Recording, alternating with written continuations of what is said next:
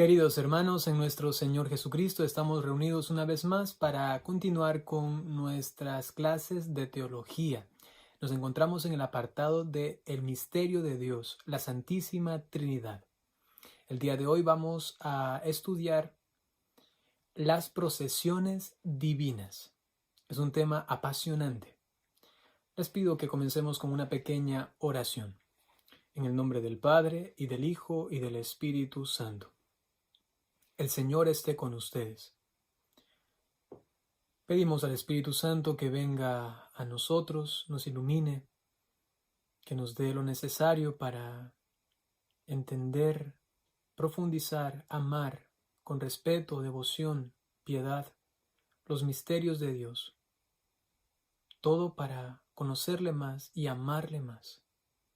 Y así también enseñar a los demás para que un encuentro con el Señor se dé todo, no solamente a nivel afectivo, sino también intelectivo, a nivel también de la razón, porque hay que amar a Dios con el corazón, pero también con la inteligencia, con todo nuestro ser. A la Santísima Virgen María pedimos su intercesión para este momento y para toda nuestra vida. Dios te salve María, llena eres de gracia, el Señor es contigo. Bendita eres entre todas las mujeres, y bendito es el fruto de tu vientre, Jesús. Santa María, Madre de Dios, ruega por nosotros, pecadores, ahora y en la hora de nuestra muerte. Amén. En el nombre del Padre, y del Hijo, y del Espíritu Santo. Procesiones divinas. El Catecismo de la Iglesia Católica en el numeral 237 nos dice: la Trinidad es un misterio de fe en sentido estricto, uno de los misterios escondidos en Dios, que no pueden ser conocidos si no son revelados desde lo alto. Primero, este concepto de Trinidad, el cual obviamente no se encuentra tal cual así en la Sagrada Escritura, pero sí su concepto, y por ello nosotros podemos sacar luego este sustantivo que nos lleva a designar este misterio que se encuentra en la Sagrada Escritura, por supuesto. Sin embargo, es una revelación, es decir, que el ser humano por su propia inteligencia no pudo llegar a, por medio de argumentos y de muchas cavilaciones, a la conclusión de que había un Padre, un Hijo, un Espíritu Santo, que los tres, siendo distintos, son un solo Dios. Eso solamente lo sabemos, lo entendemos, porque nos ha sido revelado, ¿no? Y por ello es un misterio escondido en Dios, el cual solamente podemos conocerlo porque Él nos lo devela, nos lo revela, ¿no? El Concilio Cuarto de Letrán en el año 1215 nos dice: firmemente creemos y simplemente confesamos que uno solo es el verdadero Dios, eterno, uno solo, ¿no? Inmenso e inconmutable, incomprensible, omnipotente e inefable, Padre, Hijo y Espíritu Santo. Tres personas ciertamente, pero una sola esencia, sustancia o naturaleza absolutamente simple. Es uno, tres personas, una sola esencia, sustancia o naturaleza. El Padre no viene de nadie. Aquí ya entramos en materia de las procesiones. Procesión significa de dónde procede, de dónde viene, ¿no? Entonces el Concilio de Letrán nos dice: el Padre no viene de nadie. El Hijo viene del Padre solo, solo del Padre. Y el Espíritu Santo a la vez de uno y otro, es decir, que viene del Padre y del Hijo. Sin comienzo, es decir, que no existió primero el uno y luego existió el otro. Esto hay que tenerlo muy claro. No es que primero estaba el Padre y luego estaba el Hijo y luego vino el Espíritu Santo, no. Los tres siempre existieron. No tienen un comienzo, por eso los tres son Dios. Pero en cuanto a su relación de procedencia, el Hijo procede del Padre y el Espíritu Santo procede del Padre y del Hijo. Continúa el texto. Siempre, es decir, que siempre existieron y sin fin son eternos. El Padre que engendra. ¿A quién engendra? Al Hijo, ¿no? El Hijo que nace ¿de quién? Del Padre. No nace en el tiempo, sino que se da todo esto en la eternidad, por sus relaciones. Y el Espíritu Santo que procede, ¿no? Es decir, que procede de el Padre y del Hijo. Repito, el Padre es el que engendra, el Hijo es el engendrado, el que nace, ¿no? Y el Espíritu Santo es el que procede de ambos. Consustanciales, coiguales, omnipotentes y coeternos. Es decir, que ninguno es más que el otro. Para nosotros llegar a una comprensión mejor de la Santísima Trinidad, debemos recurrir siempre a lo que se llama como analogía, puesto que entender un misterio que nos sobrepasa no puede solamente venir una idea al ser humano, la cual esté ajena a lo que nosotros conocemos. Es decir, que nosotros podemos tener relación, por ejemplo, decía algún filósofo, de que algo es redondo porque el sol es redondo. Es porque tenemos figuras que nos hacen comprender las realidades. En consecuencia, ¿cómo entender a Dios que no lo hemos visto? Que es una categoría muchísimo más elevada y más grande que la que nosotros conocemos, pues entonces nos valemos de lo que conocemos para que por medio de eso que conocemos nos elevemos a aquello que desconocemos, es decir, a Dios mismo, su misterio entrañable que sobrepasa la inteligencia humana, y por ello recurrimos a la analogía, es decir, una comparación. Analogía, relación de semejanza entre dos o más cosas. Entonces, primero hay una semejanza. Podemos poner por un lado a Dios y por otro lado ponemos lo que nosotros conocemos. ¿Cómo podemos asemejar lo que sabemos de Dios con lo que nosotros sabemos aquí en la tierra?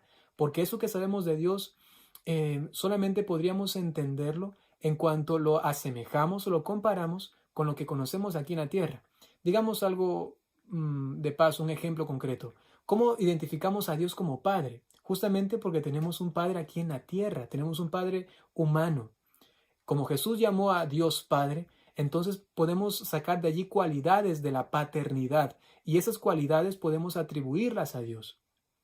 Entonces podemos decir que la analogía nos ayuda a relacionar lo que conocemos con aquello que sabemos pero que no llegamos a conocer completamente. Y entonces eso nos descubre el significado. Por eso continúa lo siguiente. La propiedad del significado de los términos, que se opone tanto a la univocidad, es decir, al significado igual, como a la equivocidad, es decir, a significados distintos. Esto quiere decir que no significa que no sean para nada comparables, es decir, que las cosas humanas no tienen nada que ver con las divinas. Por supuesto que se pueden comparar. Sin embargo, eso no quiere decir que sean literal o absolutamente iguales. Esa es la maravilla de la analogía. Nos pone como un equilibrio entre el declarar que son absolutamente iguales y el decir que no tienen nada que ver, ¿no? Se emplea en teología para profundizar en el conocimiento de Dios. Va de lo más conocido a lo menos conocido. Por ejemplo, conocer a Dios a través del conocimiento del hombre. Lo que nosotros conocemos, lo que decía, ¿no? Humanamente, luego podemos, por medio de eso, elevarnos al conocimiento divino. Ya hemos dicho, evitando la univocidad y la equivocidad. De Dios sabemos más lo que no es que lo que es. Y por ello hay caminos para llegar a determinar algunas cualidades de Dios, algunos atributos también de Dios. Por ejemplo, el camino de la afirmación, lo que Dios es amor, por ejemplo, ¿no? De la negación, Dios no es malo. De la eminencia, Dios es omnipotente, por ejemplo, ¿no? Y cada uno de esos caminos nos ayudan al conocimiento más profundo de Dios. Y ojo a esto, siempre en analogía. De modo analógico, conocimiento y amor que se descubre en el hombre pueden ser realidades válidas para alcanzar cierta comprensión del ser íntimo de Dios. Por medio de esa analogía, entonces llegamos a la comprensión. La procesión del Hijo como procesión por vía de entendimiento. Por medio de esta analogía que vamos a hacer entonces de estas palabras humanas, podemos llegar al conocimiento de esta relación que existe entre las personas divinas, ¿no? Es decir, que entonces entendemos que el Hijo procede por vía de entendimiento. Santo Tomás de Aquino también lo explica y nos dice que el Padre tiene una definición, una idea, una palabra de sí mismo, y como esta es tan perfectísima, ¿no? Esta es una persona, y como es perfectísima la definición de sí mismo, del Padre mismo, ¿no? Esta otra persona no es más ni menos que el mismo Dios unido a este del cual ha procedido, pero procede por vía de entendimiento, porque es la palabra de Dios, ¿no? Las palabras vienen de nuestro entendimiento, ¿no?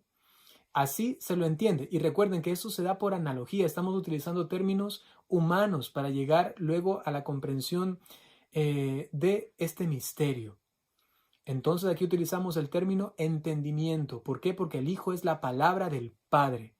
El Padre pronuncia una palabra en la eternidad y esa palabra es su Hijo.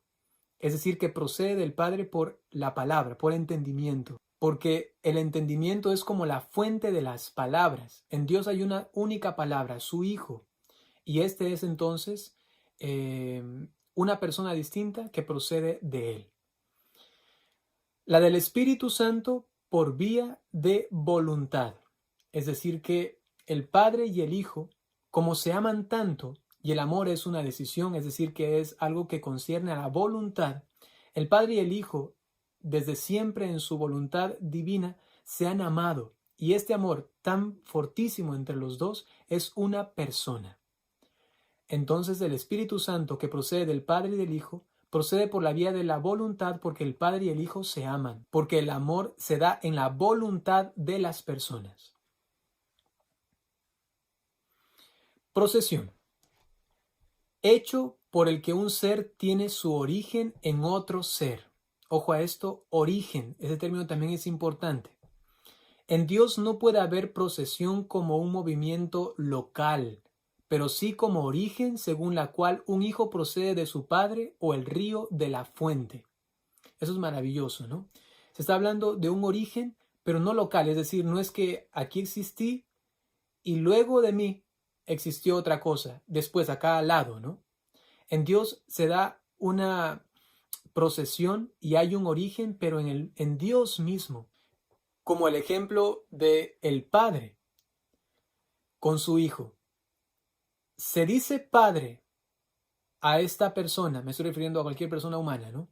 Se dice Padre porque ya en el hecho mismo de que es Padre es porque hay un Hijo. Si no hay Hijo, no hay Padre, ¿no? En esta relación, no en cuanto que el uno es distinto del otro y el otro vino después del Padre, sino en cuanto que esta relación que hay entre los dos es inmediata, puesto que solamente existe un Padre porque hay un Hijo, así también en Dios. No es que estaba primero el uno y luego el otro, insisto en esto, sino que su relación, como es espontánea, digamos así, es inmediata desde toda la eternidad, desde siempre. Entonces hay esta unión de las dos personas. Sin embargo, el Hijo procede del Padre porque Él es su origen, no porque primero existía el uno y luego el otro. Repito, eso es muy importante, sino porque así se da su relación. El Hijo tiene como origen al Padre. Y así se puede aplicar también a esta unión que hay entre el río y la fuente. No se puede entender el uno sin el otro, ¿no? Y son, digamos, existencias inmediatas, porque en cuanto que hay la fuente hay el río, y en cuanto que hay el río hay la fuente, ¿no? Asimismo en Dios. Repito, nuestro lenguaje es limitado y por eso solamente llega hasta cierto punto para llegar a una comprensión. Después, el misterio de la Trinidad nos desborda, ¿no? Procesiones inmanentes. El término que procede permanece en aquel del que procede. Por ejemplo, verbo interior que procede de nuestra inteligencia. Esto se queda en nosotros. Si yo, por ejemplo, pienso en qué es el arte, este concepto, esta palabra, este verbo, esta definición que tengo en mi inteligencia, se queda en mí. Y por ello, en Dios se da la procesión, pero inmanente, es decir, que están en ellos. Es como la inteligencia de Dios, esa inteligencia que piensa, esa inteligencia que saca un concepto, esa inteligencia que ama ese concepto y ese amor entre los dos es también una procedencia de esta inteligencia que piensa y de esta definición o este concepto que es pensado, ¿no? Yo sé que esto puede parecer un poco complicado, un poco difícil, pero si es que uno lo escucha despacito, lo va entendiendo, ¿no? Entonces la procesión se da inmanente, es decir, dentro de Dios mismo. Procesiones transeúntes. Lo que procede sale fuera de aquel de quien procede. Por ejemplo, palabras que manifiestan nuestros pensamientos. Cuando yo ya digo las palabras, salen ya de mi inteligencia, de mi entendimiento. En Dios, espiritual y simple, las operaciones son inmanentes. Importante. Se da en Él mismo, en Dios mismo. Ad intra, hacia adentro. Sin las limitaciones de los seres creados y sin originar otro Dios. No es que se crea otro Dios o algo así, sino que están desde siempre así relacionados ellos, ¿no? A mí me gusta mucho utilizar este término y quizás así se entiende mejor. Es la relación que hay entre ellos, están allí, relacionándose eternamente, las tres personas siempre existentes, ¿no? Es verdad de fe la existencia de procesiones reales en Dios. Porque tampoco se puede decir solamente es algo para entender, pero realmente no es así. No, no, no. Es que realmente hay procesiones. ¿Y eso de dónde lo sabemos? De la Sagrada Escritura. Por ejemplo, en los Evangelios, en el bautismo de Jesús el Padre dice, este es mi Hijo. Si habla de Jesús como su Hijo, significa que es el Padre. Y para ser Padre, tiene que engendrarlo. Y ahí ya implica una procesión. Mateo capítulo 3, versículo 17. Jesús dice que el Espíritu Santo procede del Padre. Eso quiere decir entonces que el Espíritu Santo tiene un origen y es el Padre. Eso está en Juan capítulo 15, versículo 26. Y en Juan capítulo 16, versículo 16, Jesús dice que el Espíritu Santo recibe de lo mío. Es decir, que también procede de el Hijo, ¿no? El Espíritu Santo, entonces, digámoslo otra vez, procede del Padre y del Hijo. Conocemos la existencia de las procesiones divinas por revelación. No es, insisto, una elucubración o algo que viene de la imaginación o de la ingeniería mental humana, ¿no? Por supuesto que no, es revelado. Características de las procesiones divinas. A. Son inmanentes entonces, ya lo hemos dicho, y no se distinguen de Dios, es decir, que no crean otro Dios o no son distintos dioses. Son Dios mismo. Se mantiene la identidad numérica de la esencia divina, es decir, que a pesar de que son tres personas, es un solo Dios. Un solo Dios. Característica de las procesiones divinas. B. Son reales, es decir, no son simples modos de expresar la Trinidad.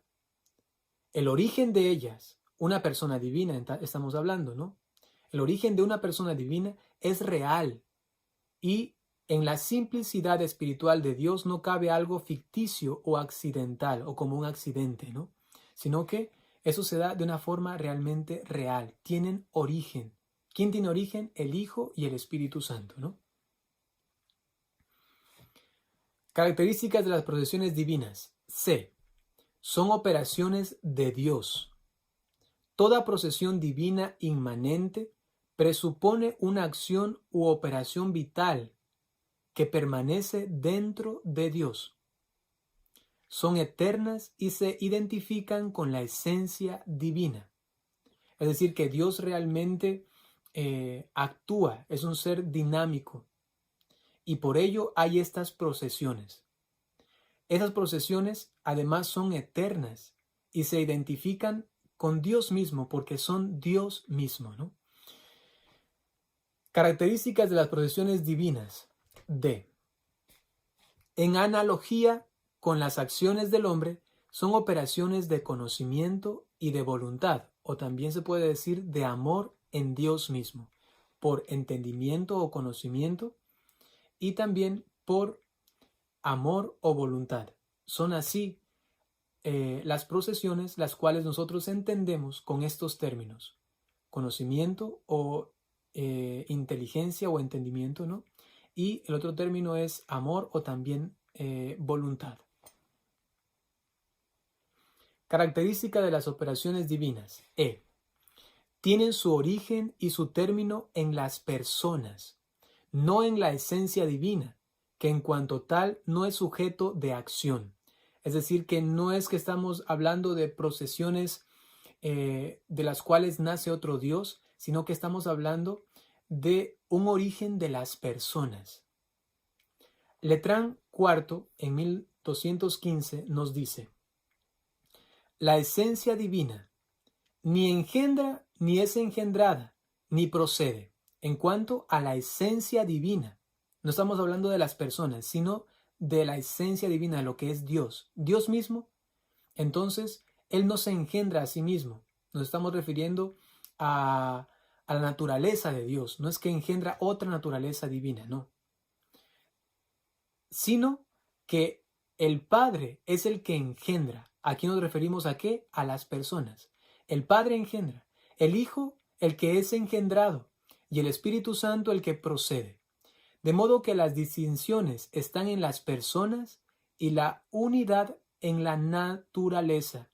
Hay distinción en personas y unidad en naturaleza. 3 personas, una sola naturaleza divina. Característica de las procesiones divinas. F. En Dios hay solo 2 procesiones inmanentes, hacia dentro, como habíamos dicho, ad intra, ¿no? El Verbo procede del Padre por vía de entendimiento y el Espíritu Santo procede del Padre y del Hijo por vía de amor. Características de las procesiones divinas. G. El Hijo procede del Padre por generación eterna. El Espíritu Santo del Padre y del Hijo por expiración. Generación se está hablando entonces de la engendración y expiración se está hablando de la voluntad que decide, ¿no? Que ama, ¿no? Es un efecto de el amor del Padre y del Hijo que entonces dan origen a el Espíritu Santo. Eso es una expiración, ¿no? Queridos hermanos, hemos llegado al final entonces de este apartado, de este punto concreto de las procesiones divinas. Les pido por favor que revisen otra vez el material. Algunas cosas quedarán un poquito sueltas y entonces hay que volver a repetirlas para tener una comprensión suficiente de esto. Tampoco es que tenemos que ser unos expertos, pero sí una comprensión suficiente y saber por lo menos estas bases doctrinales, ¿no? Ahora, si tienen alguna pregunta, alguna sugerencia inclusive, por favor pongan en los comentarios de este video. Yo ahora les doy la bendición y nos veremos el próximo viernes para continuar con estas clases de formación. El Señor esté con ustedes. La bendición de Dios Todopoderoso por intercesión de la Santísima Virgen María, San José y todos los ángeles y santos, en el nombre del Padre y del Hijo y del Espíritu Santo. Y atención, la próxima clase será sobre las relaciones divinas. Esto nos ayudará a entender mejor las procesiones divinas. Y no se olviden de compartir, de darle me gusta, también de comentar. Esto ayuda mucho a la evangelización y también a que estos videos lleguen a muchas más personas. Hasta pronto.